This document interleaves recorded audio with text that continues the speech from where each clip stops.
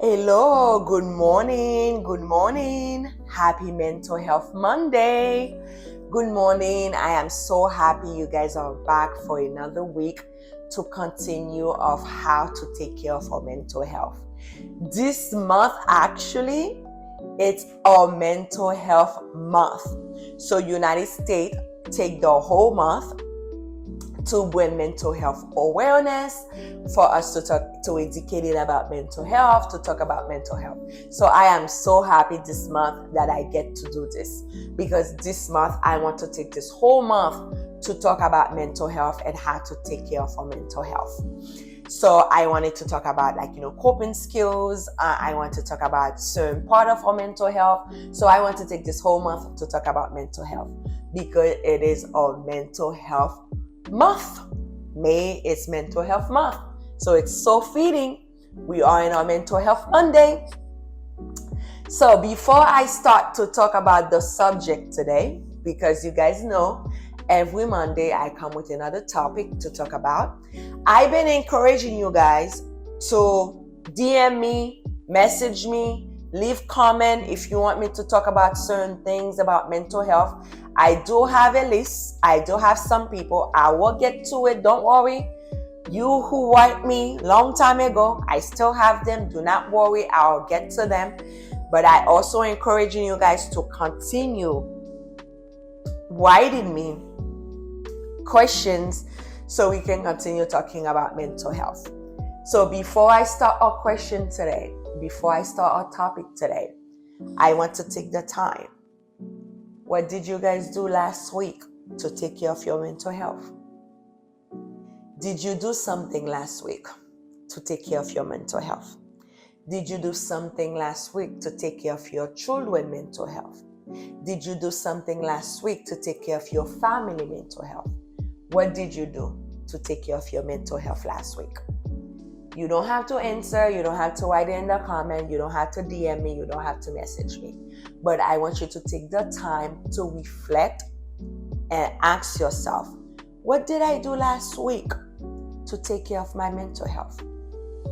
So this week for me, what I did to take care of my mental health is I did my nails. I know you guys saw my last video. My nails needed so much work. So this week, I take the time, I go get my nails done, my toes done. And then for you guys who do that, it's such a great time. Sometimes you have the massage in your back, sometimes someone massage your hands, they massage your legs. And then sometimes too, you get to speak with the individual that's doing your nails. I love doing that. And then that's why there is a little connection you're making. Right? That 1 hour or 2 hours that you're spending, you're making connection with someone. So what did you do this week to take care of your mental health? Okay? I am challenging you guys. I am encouraging you guys every week to do something to taking care of your mental health. So let's do it. Let's go. This week, topic that I bring this week to talk, it's something I see a lot of people is asking me. So I put it in a group. I did touch a little bit of this question when I answered the questions last, I wanted to say maybe 2 months ago, maybe. But I just brushed into it. So this video, we're going to focus this video just to talk about that part. So the questions I'm getting a lot is what to look for when seeking for a therapist. What do I need to look for when I'm seeking a therapist? I'm getting a lot of that questions. What do I need to look for when I'm seeking a therapist? What kind of question I need to ask Krista when I'm seeking a therapist? What do I need to do? What am I looking for? And I get it, I understand. So I'm taking this video to talk all about that. We're going to spend all our time today just to talk about that. So, what to look for when you are seeking a therapist? The first thing you need to look for when you are seeking a therapist is license. You need to look for license, credential, experience, what kind of education that person has. That's the first thing you need to look for. There's quite a few different licenses. There's quite a few different people that providing therapy. I want to take a few time to talk about them. So what qualifies someone to do therapy? What qualifies a therapist? What kind of education that therapist needs? Some people go different route. I don't know about outside of United States because I know there's certain different people that's watching me in different country, in different state. I do know this more or less is the same for different state, but different country, I am not sure about that. But United States, more or less, it look like this. Normally, you spend 2 years in either a university or a community college where you get an associate degree. So the associate degree for us, it's an associate of science. So whatever science it is, it can be science of mental health, it can be sociology, it can be psychology, it can be social work. So whatever science you're going to do, you need first 2 years. Some people do not just do 2 years. Some people go straight to college after high school. For me, I went to a community college for 2 years. That's my route. But some people go directly to university. So if you go directly to university, then you're going to have a Bachelor of Science. So a Bachelor of Science, it can be whatever science, like I mentioned. So it has to be a Bachelor of Science. It cannot be a Bachelor of Art. So a Bachelor of Science, it's 4 years of university. Yes, some people do it part-time and they end up doing longer than 4 years, but normally it's 4 years. So first, you have to have a Bachelor of Science for 4 years. If you're breaking it down 2 years, an Associate of Science, then you can go to another schooling or university to get another 2 years in total of 4 years to get a Bachelor of Science. After a Bachelor of Science of 4 years, you need to do another 2 years to get a Master of Science. Again, it doesn't matter what Master of Science you're going to get. It can be a Master of Science. Well, it matters. But it can be a Master of Science of Social Work. It can be a Master of Science of Mental Health. It can be a Master of Science of Psychologist. It can be a Master of Science. Like, it have to be a Master of Science of something. And that's normally take 2 years. Some people do it in 1 year. The reason some people do it in 1 year, I did it in 1 year, it's you have to be in advance. And literally you have to keep up a 3.8 GPA and up. I do not encouraging people to do it, but if you can, do it. Most of the time you can't work because I couldn't work for that 1 year. Because you have internship and then you have school and you have to keep a high GPA. They call it an advanced program. So you can do it in 1 year. Not many credential, many science give qualifications for that, by the way. But most of the time, a Master of Science is done in 2 years. So after you've done a schooling of 2 years, so that's already 6 years, right? 6 years or 5 years. After you've done a 6 years master, now you have to register your master in the state that you're in. When you register that, sometimes that's why you will see a therapist. Well, I don't want to digress. So you have to register your master in the state, whatever state you're in, you register it. Once you are registered interns, you can provide therapy. Yes, you can be a therapist. However, you are going to be under someone. You're going to be under someone with a license. I'm going to explain what a license is. You're going to be under someone with a license, and that person have to look over your work, your document, your treatment with the clients or your patient.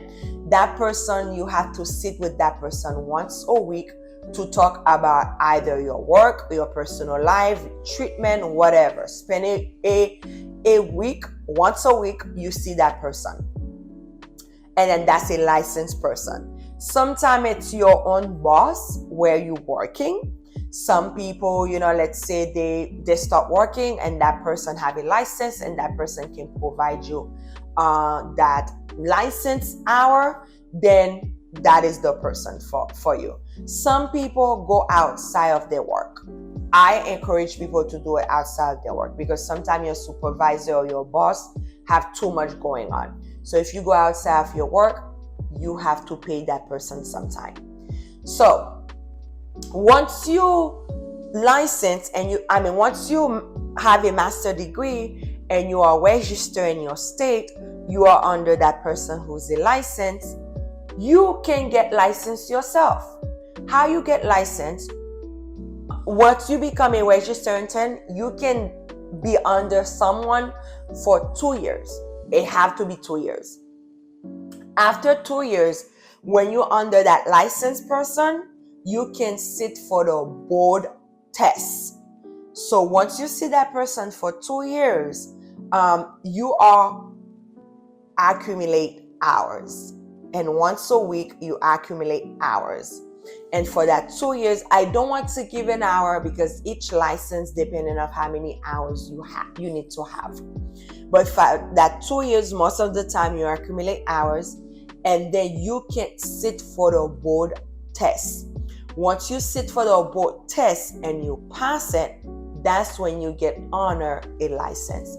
You have to have a master degree, becoming a registered interns, spend 2 years with someone is watching your work, sit for the board, become licensed, prove that you've been working with people, seeing a therapist. That's another thing.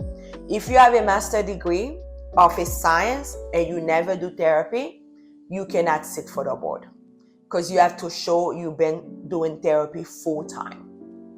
So you have to show you do therapy full time, and sometimes full time is 7 patients a day.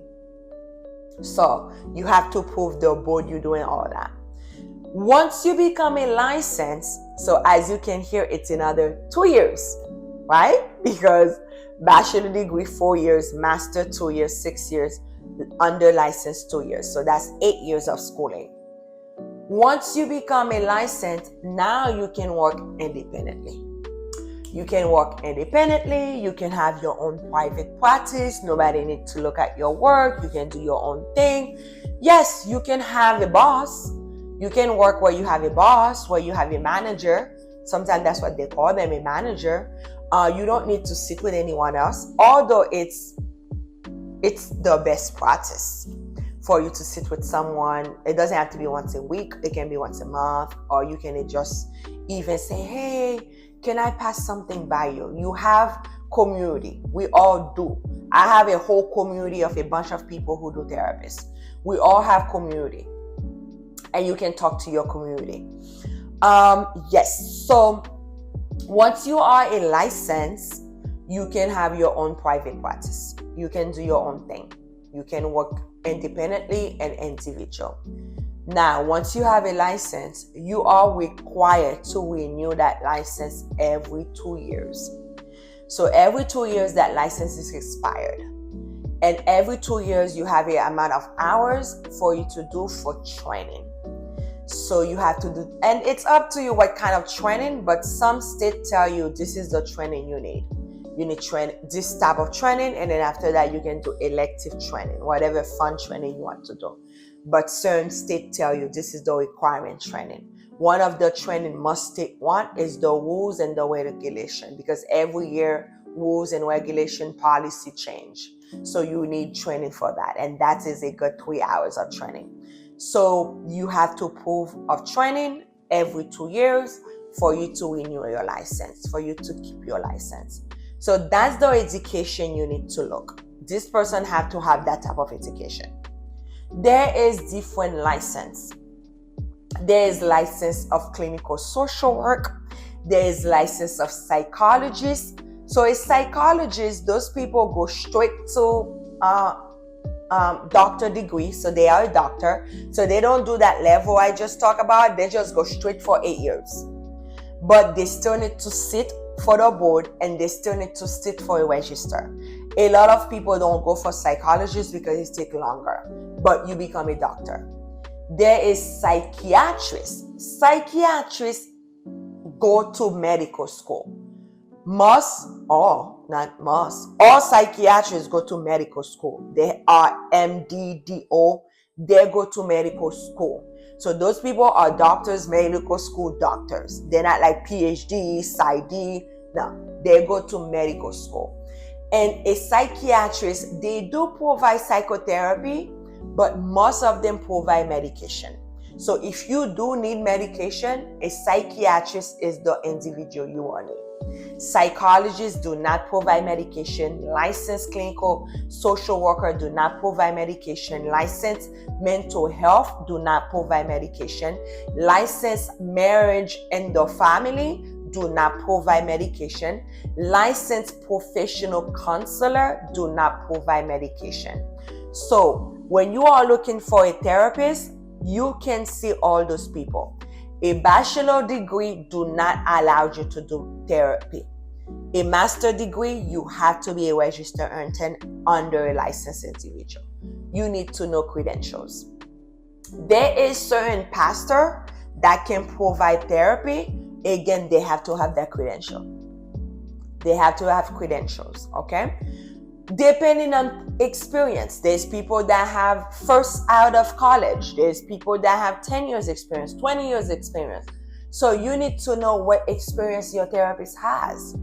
You also need to know what treatment your therapist has. What are they specialized on? What kind of approach they have? Because every therapist have their own approach. There's therapists that have trauma, like it's all about trauma. There's therapists that have solution focus, like, you come with a problem, we fix the problem. There's therapists that's approaches, they need to, it's like psychoanalysis. They need to know how do you start? What does your childhood look like? What do you do, what you do?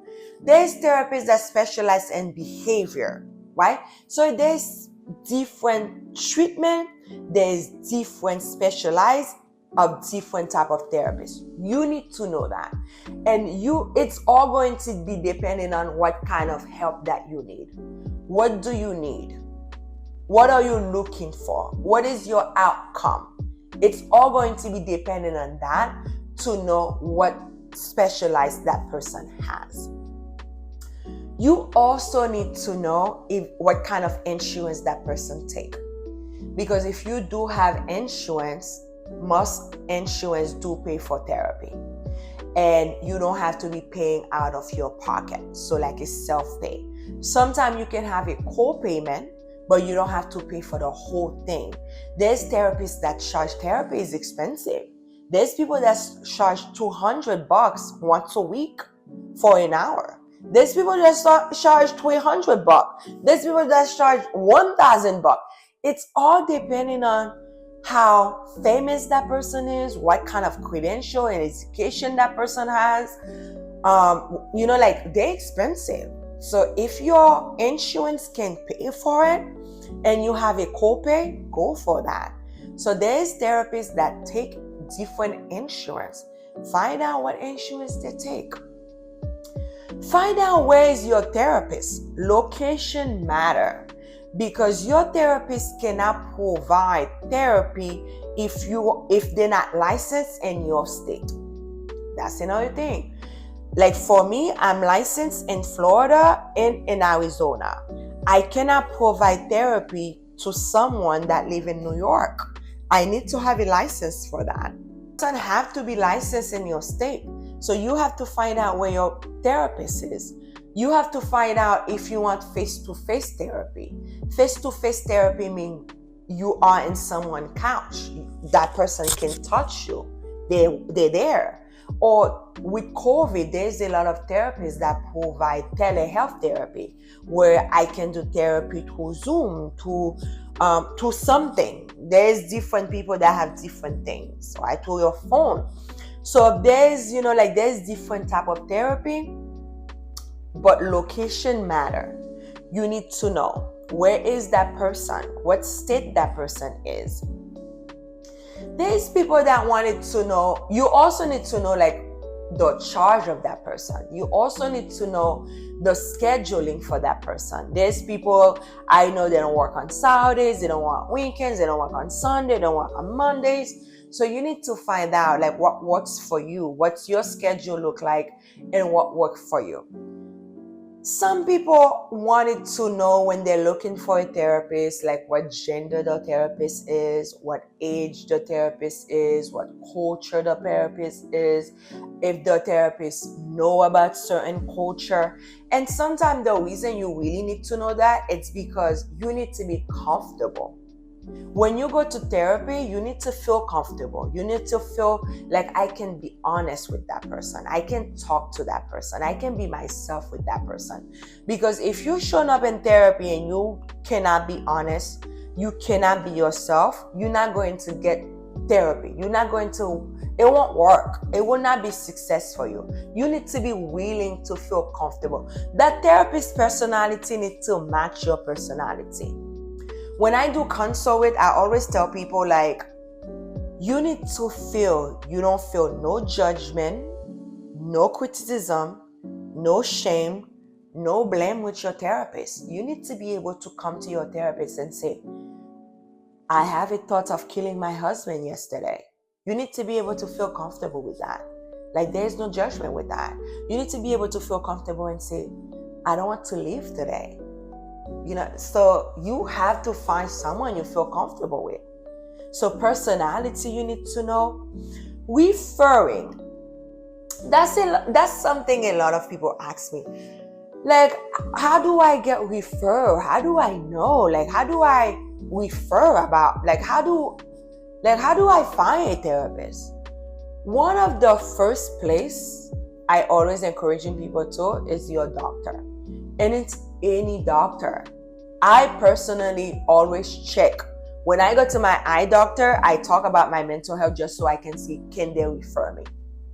So from my experience so far, every doctor that I go to either have a list, they have information. Don't worry, like they do know. So your primary physician, ask them, hey, can you refer me to a therapist? Your dentist, ask them, hey, can you refer me to a therapist? Your vision doctors, ask them, do not, your OBGYN, like do not feel ashamed or uncomfortable. And besides, sometimes those doctors, you already have like something in common with them, right? Online, you can look online. Psychology Today.com today, I think. You can Better Health. You can even ask friends. Like, hey, like, do you guys, any of you guys seeing a therapist? And then you'll be surprised. Someone will say, oh yeah, I'm seeing a therapist. Or I can refer you to someone. If you guys also need, DM me. I have a few people that DM me that ask me, Krista, because like I told you, I have a whole group of people.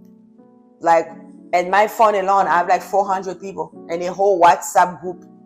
400 therapists, 500 therapists, different type of group that they provide private practice. There's a lot of therapists. You guys will be surprised. There's a lot of therapists. And I'm quite sure I can find you someone. Like I said, you need to know what kind of approach that person have. You need to know what kind of treatment that person have. You can also ask your therapist question. Don't feel ashamed. Don't feel like a type of way to ask your therapist question. Like, what is your education? What is your background? What is your approach? What is your treatment? How will I know when I feel better? How can we assess that I'm feeling better? How soon should I be feeling better? You can ask about everything. Do you think medication is work for me? Do you think, what kind of treatment are you going to be using for me? You can ask. Do not feel a type of way to switch therapists too. If someone doesn't work for you, you don't feel comfortable with that person, you can always say, you know what? I don't feel comfortable. I don't feel like this is working. You can talk to them about that. And most of the time, if you approach that, I remember I had one patient once that did that to me. And I felt so good that that patient did that to me, because that tell me that person is actually, their mental health is actually better, that they are able to talk to me about that way. They feel comfortable to talk to me that way. And when that patient clients say, hey, I don't feel comfortable, like I don't feel like I'm getting better, like I don't think we're working, I already had someone in mind that I think will do really well with that patient. And I was able to say, you know what, I agree with you. I actually have someone in mind that I feel like you will do really well with. And that person that I have was working at the same place I work, and I introduced that patient to that person, and then boom. And that person come back and thank me. They give me a little gift and say, you did so good with that. Because don't be, don't feel afraid to switch therapists. It's not like, oh, the minute you get one, you need to stick with it. Because how many times you switch hairstylists? How many times you switch people who do your hair, who do your nails? How many times you switch people, dentists? How many times you change? I don't know about you, but I change dentists. And once you find someone that's good, yeah, I've been with my dentist currently for 5 years, but that's because I like that one. But if I didn't like that one, you can switch, okay? So this is where I'm going to end our video, because I never want our video to be too long, because I know you guys got things to do. So this is where I'm going to end our video for today. We always end our video with a dose of self-care, and that I always open in the Queer one. You guys know about this if you're watching me all the time. I open it in the Queer one, but I'm saying in the English one as well. I pick one that matched me today. See, I'll pick. So this one said, the self-care, the dose of self-care today say, there's a word on it that I do not, that I cannot pronounce, but I'll try my best. Stay true to yourself. Authenticity is your strength. So what does this mean to me? I know lately I see it everywhere, that people is encouraging people to be themselves. But when someone tries to be themselves, sometimes they feel judged. Sometimes they feel they don't have the space for it. Like people don't allow them the space to be true to themselves. Sometimes they feel sometimes we don't even know how to be true to ourselves, because we've grown up in a society and a culture that's always telling us, right? Like sometimes our parents is giving us who we need to be. Sometimes church is telling us who we need to be. Sometimes society is telling us who we need to be. Sometimes school is telling us who we need to be. So I am here to tell you, stay true to yourself. That is actually your biggest strength. I know for me, that is something that's true for me. I know I shared with you guys before that I'm someone who loves talking. I love talking. If I didn't love talking, I would not be able to do this right here. I am literally talking with you guys by myself for a good 10 to 20 minutes or 30 minutes. If I don't love doing that, I will not be able to do that. So that is your strength. Whoever you are, that's your strength. That's the best. I encouraging you to sit with yourself and say, who am I? And that is the bigger strength. Okay? So thank you for listening to me, you guys. Thank you for listening to this video. I hope this is helpful to someone. I hope this help for all the questions that I get. I hope I'm answering your questions here for the individual who asks you what to look for when seeking for therapists. And you can always ask me, you can comment, DM me. If this is the first time you guys get to this channel, please subscribe, share, like, comment. I do hope that, this helping someone. And I'm going to continue challenging you guys to do one thing every week, every day, to continue taking care of your mental health.